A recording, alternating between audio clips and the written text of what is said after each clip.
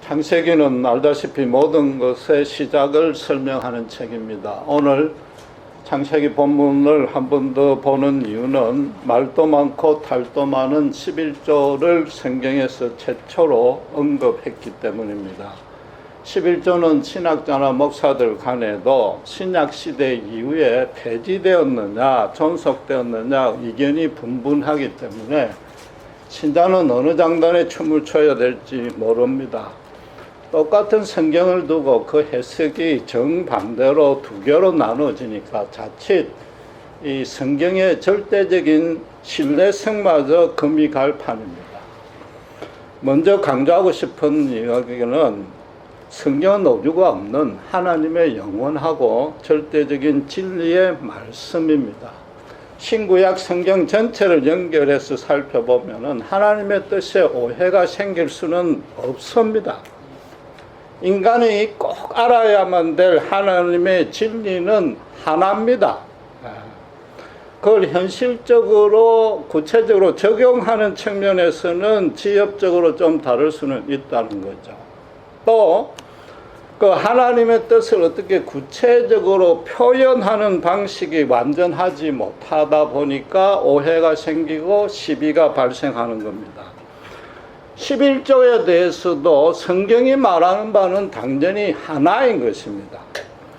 결론부터 말씀드리면 폐지된 것도 맞고 존속되는 것도 맞습니다. 둘 다 옳습니다. 방금 성경이 의미하는 바가 하나라 해놓고 제가 번복하자는 뜻은 아닌 것입니다. 그렇다고 양쪽의 눈치를 보고 어정쩡하게 중간 입장을 취하자는 뜻도 아닙니다. 11조를 제도라고 표현할 때는 모든 신자가 의무적으로 준행해야 된다는 계명이란 뜻이 되고 그 11조 제도를 하나님이 만드신 이유와 목적은 반드시 있단 말입니다. 그거는 11조 정신이라고 말할 수 있는 겁니다. 이 11조 논쟁이 끝이 없는 게 이 둘을 구분하지 않냐고 뭉뚱그려서 제도로만 접근하니까 도무지 결론이 안 나는 겁니다. 어떤 경우든지 정신이 먼저고 제도는 뒤에 생기는 겁니다. 11조를 제정하신 하나님의 뜻에 대한 해석이 둘로 나뉠 수는 절대로 없는 것 아니에요. 그리고 그 뜻을 정확히 알면은 11조 제도를 계속해야 될지 중단해야 될지 여부도 자동적으로 결정된단 말입니다.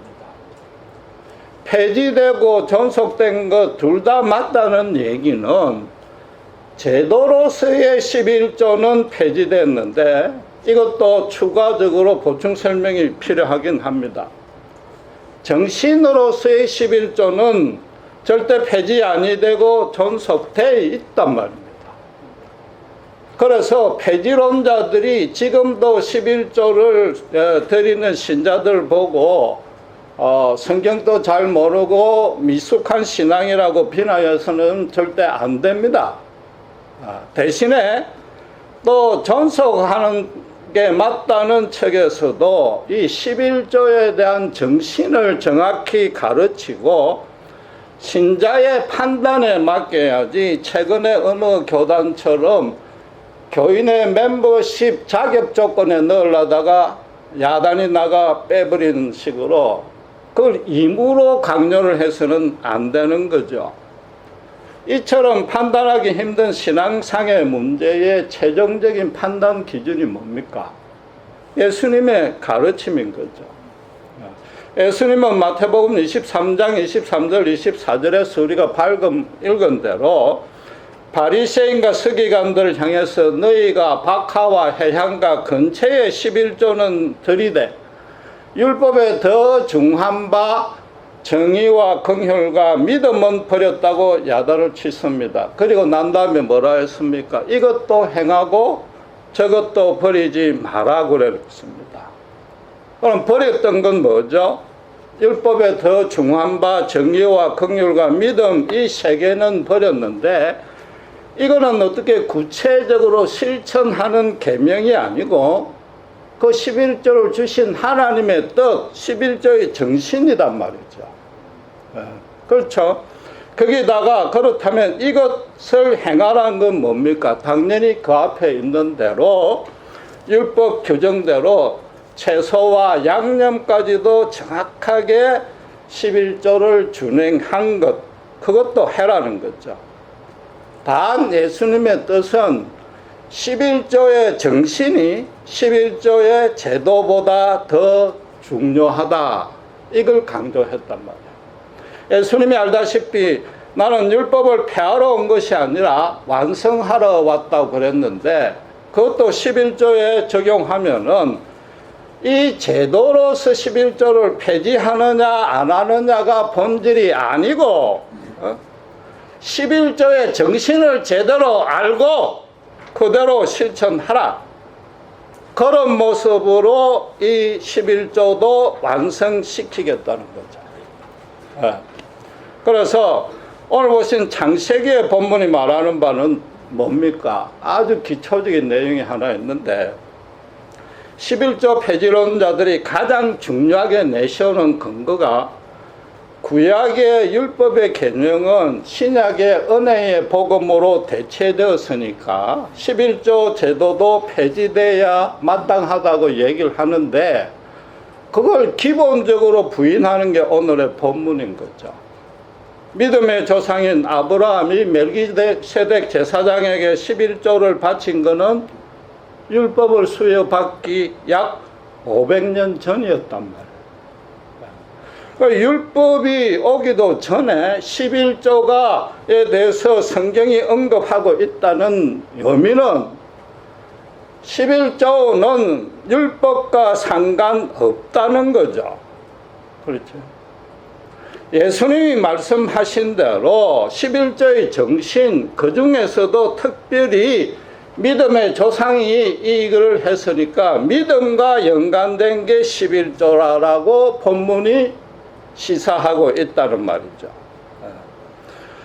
간혹 가다가 예수님의 이 꾸중이 예식하는 바리새인과 서기관을 대상으로 했으니까, 말하자면 오늘날의 지도자들을 대상으로 했으니까 일반 신자에게는 해당이 되지 않고, 그래서 이것도 행하라는 11조를 계속해라는 말씀이 오늘날에 해당되지 않는다, 일반 신자에게 해당되지 않는다고 주장하는데, 이건 너무나 억지입니다.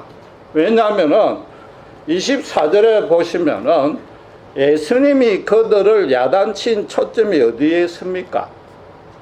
맹인된 인도자여라고 했습니다. 맹인된 예배자여라고 안 했단 말이에요. 그들더러 예배자라고 했다면 그들이 11조를 바치는 행태를 가지고 야단친 게 되지만은, 맹인된 인도자라고 했으니까 11조에 대해서 너희들이 신자들에게 잘못 가르치고 있다, 그걸 야단친 거죠.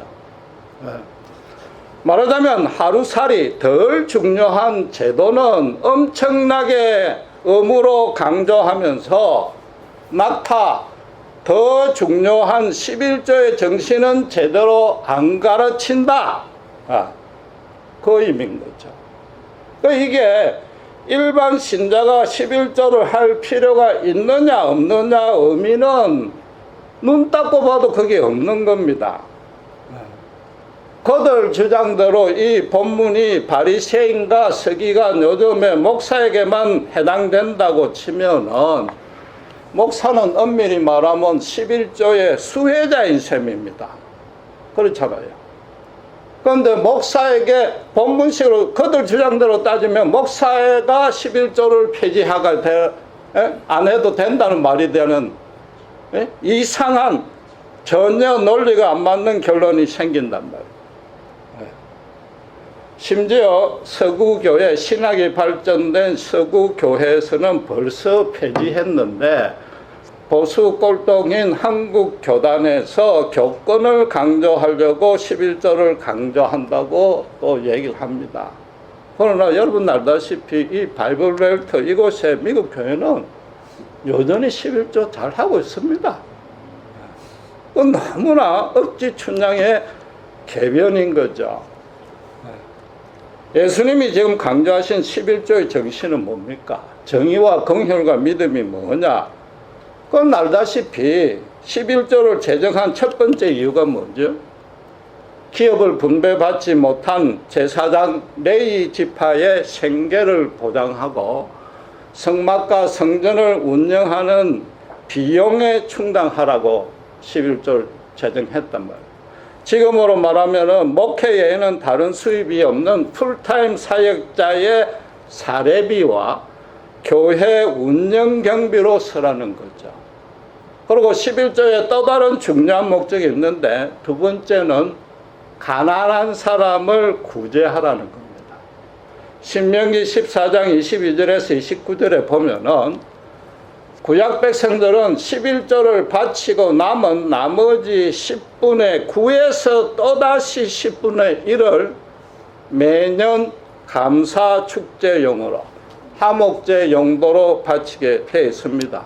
그래서 그걸 둘째 11조라고 그럽니다. 그리고 안식년을 기준으로 해서 3년째와 6년째는 이 바쳐진 둘째 11조를 축제용으로 쓰지 말고 순전히 빈민 구제 목적만으로 사용하라고 그 율법이 규정하고 있습니다. 그래서 요 세 번째와 여섯 번째 해에 11조를 두고 둘째 11조를 두고 둘째와 구분해서 셋째 11조라고 부릅니다. 결국 레위인의 생계 보장이나 감사 축제나 궁극적으로 그건 다 구제단 말이에요. 구제. 함께 서로 돕고 살라는 하나님의 창조의 경륜은 당연히 하나님을 믿는 하나님의 공동체에 마땅히 실현돼야 된다는 거죠. 그게 예수님이 말씀하시는 공의와 긍휼이란 말이에요. 그런데 오늘날 현대교회 형편은 어떻습니까? 대형교회는 헌금 총액이 사역자 사례비에다가 교회가 시행하는 교육, 전도, 교재, 운영 비용 충당하고도 남습니다.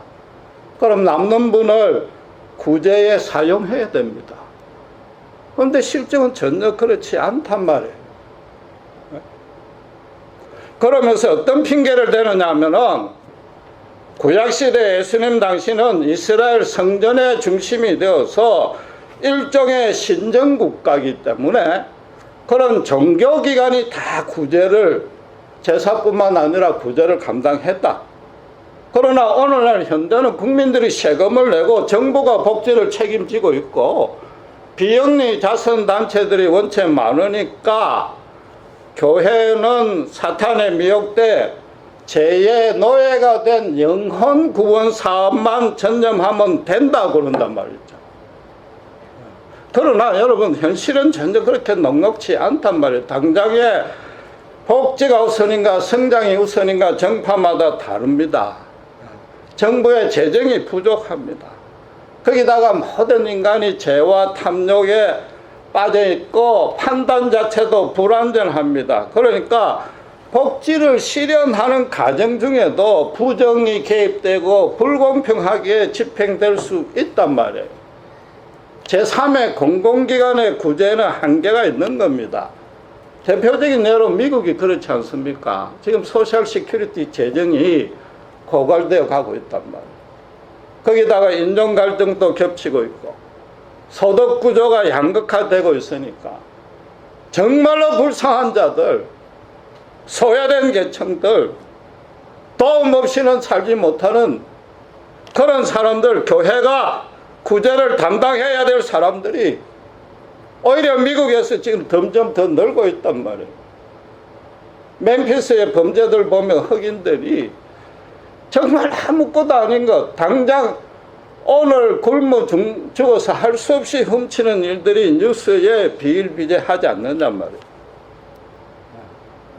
교회가 정말로 영혼 구원만 전념해야 된다는 주장이 정당하려면 교회에서 필요한 경비를 정확하게 공개해야 됩니다. 그리고 잉여분은 차라리 교인들한테 돌려줘야 됩니다. 정 안 되면은 더 이상 헌금하지 않아도 된다고 공표해야 됩니다.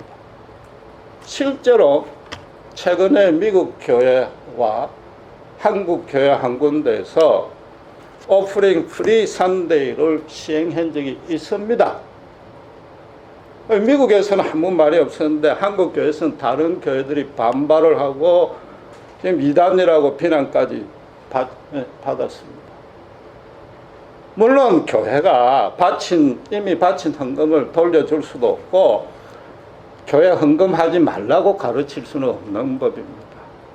우리가 주일 아침마다 매번 저부터도 겪지만은 수표 적을 때마다 그저 손이 부끄럽고 망설여지고 신앙 양심상 가책이 생기면서 어쩔 수 없이 사인하는 그런 헌금이라도 하나님은 우리 사정을 다 아시고 그 고달픈 현실을 무릅쓰고 냈다는 사실 하나만으로도 하나님은 기뻐 받으시고 그의 각자에게 합당한 은혜를 베푸십니다. 이미 낸 헌금은 돌려드릴 수는 없지만은 교회 지도자들이 절대 부정해서는 안 되는 거죠. 그런데도 지금 대기업 사장보다도 더 많은 엄청난 사례비를 담임 목사가 챙기고 있고 부고역자는 정말 쥐꼬리만한 월급을 줘가지고 생계도 제대로 이어가지 못하니까 교회 안에서 직분자에 대한 구제도 시행이 안 된단 말이에요. 남는 돈을 주체를 못해가지고 행사를 위한 행사를 하는 거죠. 온갖 프로그램으로 일주일 내내 교회 나오게 만듭니다. 교회와 목사에게 묶이게 만드는 거죠. 심지어 다 함께 천국 가자고 공동묘지 부동산에까지 투자를 합니다. 그 돈으로 구제를 해보세요. 하다못해 지역사회 기부라도 해보시면은 예수님의 이름이 절로 올라갈 것 아닙니까? 최소한도 기독교라는 얘기는 안 듣고 예수 믿는 분들은 역시 뭔가 달라도 다르시네요라는 그런 칭찬을 들을 것 아닙니까? 신자에게 11조 제도가 존속됐느냐 폐지됐느냐 이런 논쟁도 혼동되지 아니하는 거죠. 그런데 신경도 쓰지 아니하고 교회가 정말 그렇게 하고 있다면 아무도 강요 안 해도 자책적으로 자발적으로 11조를 할 겁니다. 교회가 기부까지 안 해도 돼. 재정장부를 언제든지 누구나 열람할 수 있도록 투명하게 관리만 해도 그것까지 안 해도 돼. 주보에 11조 낸 사람 명단을 대문짝만하게 안 싣기만 해도 11조가 폐기됐다는 이런 엉터리 같은 주장이 싹 들어갈 거 아니냐 이거죠. 여러분 11조에 대해서 복잡하게 생각할 필요 없습니다. 예수님이 11조의 정신의 믿음을 추구했습니다. 1차적으로 신자가 믿음대로 하라는 뜻입니다. 그걸 오해는 마셔야 되는데 11조를 철저히 해야 구원받는 조건이 된다든지 아까 얘기한 대로 교회 멤버십에 자격이 된다는 것도 아니요. 11조를 잘한다고 꼭 믿음이 성숙됐다는 증거로도 단언 지을 수 없습니다. 자기 의로도 하는 분이 있을 수 있는 거죠. 대신에 이 믿음이란 것은 제가 항상 강조하지만은 이성적인 판단과 상충되지 않습니다. 그걸 포함해서 초월할 뿐입니다. 11조도 그냥 상식적으로 적용하면 된단 말입니다. 이스라엘이 바벨론 포로 고난을 겪고 난 다음에 그들은 율법을 준행하지 아니하고 죄와 우상 숭배에 빠져서 하나님께 징계받았다고 크게 회개했습니다. 그래서 포로 귀환하고 난 이후에 율법을 철저하게 지키겠다는 일종의 부흥운동을 전개했습니다. 그걸 주도한 자들이 바로 바리새인이요 서기관이라는 계층인데, 그러니까 양념과 채소까지 철저하게 11조를 바친 겁니다. 그러나 이제는 절기를 중심으로 제사 드리는 성전보다는 율법을 철저하게 지켜야 되니까 모세 오경을 교육을 하는 각 지역별 해당 예배로 그 종교 체계를 전환시킨 거죠. 그러면서 해당을 10가정만 모이면은 해당으로 인가를 해줬습니다. 설립토록 해주었습니다. 그럼 10가정이 11조를 제대로 하면은 해당장은 그 해당원 10가정의 가장 중간 수입이 가능하다는 뜻입니다. 하나님이 만나를 주실 때 넘치지도 아니하고 부족하지도 아니하는 일용할 양식을 주신다는 그 평균 원리가 여기에도 그대로 적용이 된 것입니다. 만약에 10가정만 모이는 교회라면 어떻게 해야 됩니까? 그 상식적으로 판단하면 되는 겁니다. 모든 가정이 11조를 해서 목사를 먹여 살려야 됩니다. 그 다음에 어떻게 해요? 비용이 전혀 안 들도록 교인 집에서 가정에서 예배나 성경 공부 모임만 모이면 되는 겁니다. 간혹 가다가 목사는 예수님처럼 신자의 고난도 체험해야 되고, 가난해져 봐야 하나님과 영적인 교제가 풍성하니까 풍성해진다고 믿는 신자가 있습니다. 간혹 그런 사람은 그 믿음이 옳고 그름을 떠나서 꼭 11조 하나면 되는 겁니다. 목사에게 만나의 기적을 하나님이 내려주시는데 기적은 어떻게 매일 안 내리니까 그게 문제죠. 정반대로 죄송하지만 한국의 일부 대형 교회에서는 우리 정도 교회, 우리 정도 규모의 교회 담임 목사라면은 최고의 사례비를 받아야 되고 최고급 승용차를 타야 되고 엄청난 판공비, 목회비를 따로 지급해야 되고 심지어 자녀의 해외 유학까지 대학원 졸업할 때까지 책임지는 게 맞다고 믿는 신자들이 있고 실제로 그렇게 시행하고 있습니다. 그 믿음을 하나님이 어떻게 보실지 교리, 신학 동원할 필요 없습니다. 믿음도 동원할 필요 없어요. 그럼 상식적으로 판단하면 되는 겁니다. 이런 이성적인 판단이 부족해서 11조에 대해서 가장 크게 오해하는 점은 정작 따로 하나 있습니다. 잘 들으시기 바랍니다. 11조를 지금까지 어떻게 생각하는가 하면은 주일 헌금 외에 따로 드리는 특별한 헌금이라고 인식하고 있는데 이 성경을 아주 잘못 해석한 결과입니다. 율법에 보면은 이스라엘의 성인은 1년에 한 번 성전세를 의무적으로 바치게 되어 있습니다. 이건 헌금이라기보다도 아까 얘기한 대로 이스라엘이 신정국가니까 요즘으로 치면 주민세에 해당됩니다. 그 외에 백성들이 어떻게 제물을 바칩니까? 죄를 짓거나 허물을 범할 때 속죄제 제물, 그리고 감사하고 화목하고 서원할 때 제물 바친단 말이에요. 그러나 그건 뭐예요?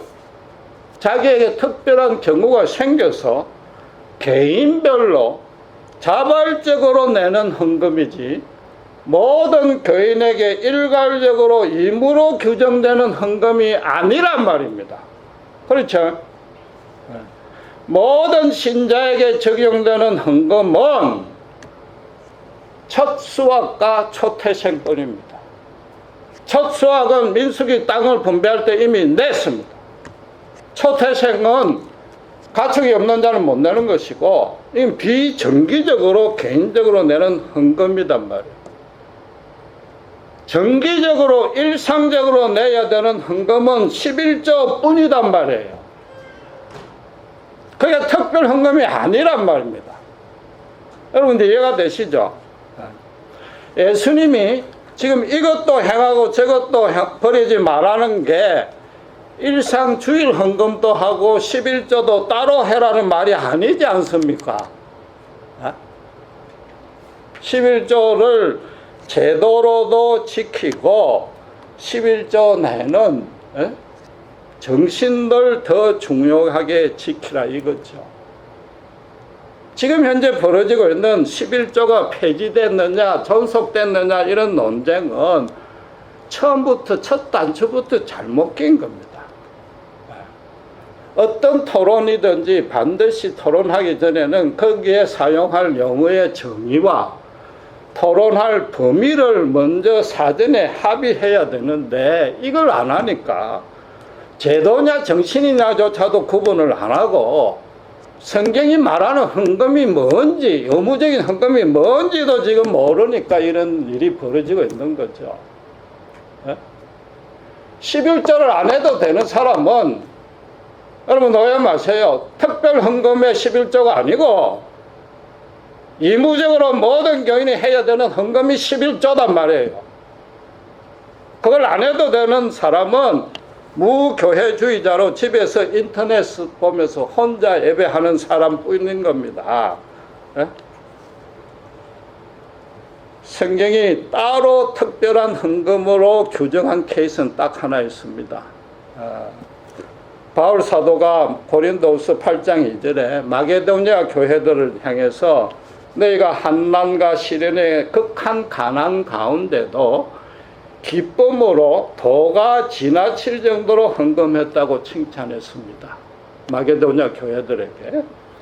그때 왜 그런 헌금을 했는가 하면 모교회인 예루살렘에 큰 기근이 들었기 때문에 그걸 구제를 했고, 또 하나는 바울 선교사의 선교 사역에 동참하려고 그걸 헌금을 했는데 도가 지나치도록 했다는 얘기가 재산을 팔아서 했거나 대출 빈대가 했다는 얘기가 아니고 자체 교회에 들어가는 헌금 외에 말하자면 11조 외에 따로 더 했기 때문에 도가 지나치도록 했다 이런 뜻이단 말이에요. 여러분 11조에 대해서 패러다임 자체를 바꾸셔야 됩니다.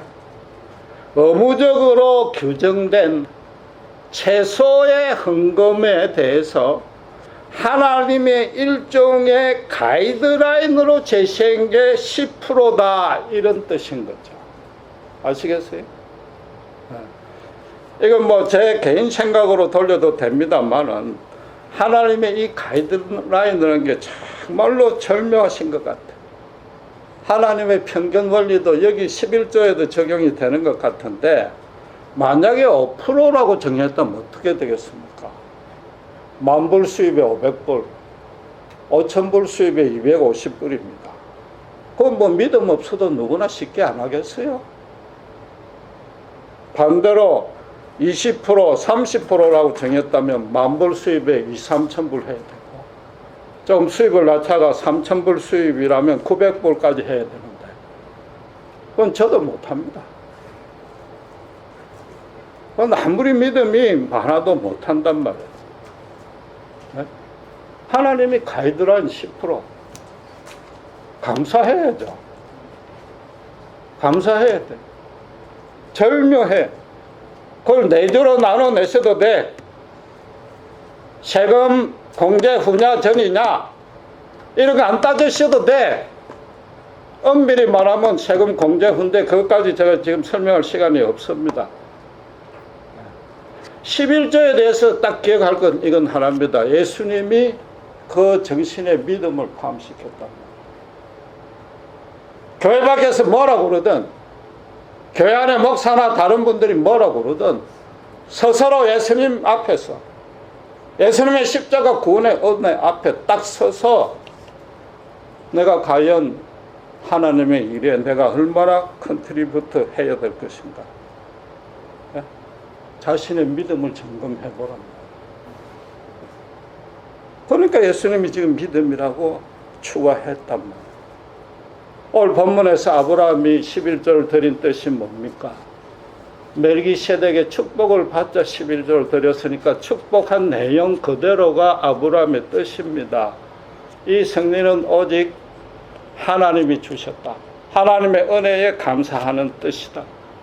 처음부터 끝까지 하나님이 인도하셨다는 고백이다. 고대 전쟁에서는 승리하는 쪽에서 탈취물이 전부 자기 소유권을 할 수 있는데 소돔왕이 가져가라 해도 거절했단 말이에요. 내가 돈 보고 한 건 아니라는 거죠. 대신에 자기 부하들의 상만 주세요 그랬습니다. 그걸 요즘식으로 바꾸면 교회 운영 경비만은 제외하겠습니다 이 뜻인 거죠. 나머지는 다 돌려줬다. 내가 돈 때문에 전쟁한 게 아니라 오직 조카 롯을 구출하려고 했다. 정확히 말하면은 아브라함의 삶에서 그가 생각하고 말하고 판단하고 선택하고 결정하고 시행하는 모든 것들이 절대로 돈에 좌우되지 않습니다. 그 뜻인 거죠. 네? 내가 기른 집에 380명으로는 도무지 이건 이길 수도 없는 성산이 너무 희박한 전쟁이었는데 하나님이 승리를 주셨단 말이에요. 이 분명히 하나님이 처음부터 끝까지 전쟁을 치르신 것이고 그때 얼마나 기도하면서 그 전쟁을 치렀겠느냐 말이에요. 그러니까 하나님께 내 전부를 드린다, 내 생명까지 드린다는 게 그 뜻이었단 말이에요. 왜? 하나님이 자기의 전부로 다해서 그 전쟁을 이끌어 주셨고 하나님만이 나의 영원한 기업이다. 아브라함은 세상에서 아무리 돈이 많아도 하나님 없는 삶은 선택하지 아니하겠다. 대신에 아무리 궁핍해도 하나님과 함께라면은 죽음인들 함께 가겠다 그 뜻이단 말이에요. 승리에 대한 은혜를 절감했게 들었는데 한 2주 전에 말씀드린 대로 이 사건에서는 모든 것이 성령의 역사인 겁니다. 성령의 역사로 순간적으로 10%는 드려야 되겠다. 그 10% 드린 겁니다. 여러분 기억할 건 이겁니다. 성경에 기록된 모든 하나님의 계명은 비록 그 기록된 모습이 명령이요 의무적인 규정처럼 기록되어 있다 할지라도 선악과에서부터 시작해서 예수님의 십자가까지 절대로 의무로 강요하지 않습니다. 믿음이 강요한다고 믿어집니까? 정말로 자발적으로 믿으라는 거죠. 순전함에 함부로 믿으란 말이에요. 그러니까 교회는 더더욱 감언 이설이든지 억지 성경 해석을 갖다 붙여 가지고 11조를 의무로 강요해서는 안 되는 거죠. 성도가 피땀 흘려서 정말 힘들게 번 돈을 거기다가 어쨌든지 간에 좀 부끄럽고 가난하지만 순전한 믿음을 함께 곁들여서 드리는 돈을 교회가 도둑질하거나 장사하지 말란 말이에요. 대신에 뭐예요? 정말로 신자라면 하나님이 정말 어떤 분인 줄 아는 자라면 하나님이 예수 십자가를 통해서 나에게 어떤 은혜를 베푸셨는지 체험했는 자라면 하나님이 지금 또 내 삶을 어떻게 이끌어 가시고 있는지 제대로 아는 자라면은 어떻게 가만히 있을 수가 있느냐 말이에요. 예수님을 인격적으로 만난 자는 반드시 뭔가 달라도 달라지는 것입니다. 그런 믿음이 있는 자는 신자의 개인의 삶에서부터 시작해서 그런 자들이 모인 공동체에 뭐가 드러난다고요? 하나님의 정의와 긍휼을 그대로 실천 안 할래야 안 할 수가 없는 겁니다. 그건 누가 강요해서 하는 얘기가 아닌 거죠. 11조가 폐지됐느냐 존속됐느냐 이 논쟁은 사실은 아무 쓸모없는 논쟁입니다. 처음부터 잘못된 겁니다. 교회 주일 헌금을 존속해야 되느냐 안 해야 되느냐 그건 말이 안 되지 않습니까?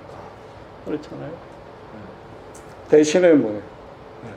정말로 상식적으로 투명하게 교회 재정을 잘 운영하고 있다면은 자발적으로 할 겁니다. 그럼 그런 교회는 부흥될 겁니다. 부흥이 돼서 어떻게 해야 돼? 헌금이 남아돌면 구제를 하든지 돌려주든지 아니면 11조까지 안 해도 되든지 그럼 상식적으로 여러분이 판단하시면 된단 말이에요. 오늘 말씀의 결론은 딱 하나입니다. 11조를 해라 안 해라가 아니라 내 존재와 내 삶과 인생의 주인이 정말로 돈이냐 하나님이냐 그 둘 중에 하나 분명히 해라 그죠. 그럼 그 주인 말대로 따라간다는 거죠. 그게 믿음으로 11조를 한다는 뜻인 겁니다. 기도하겠습니다.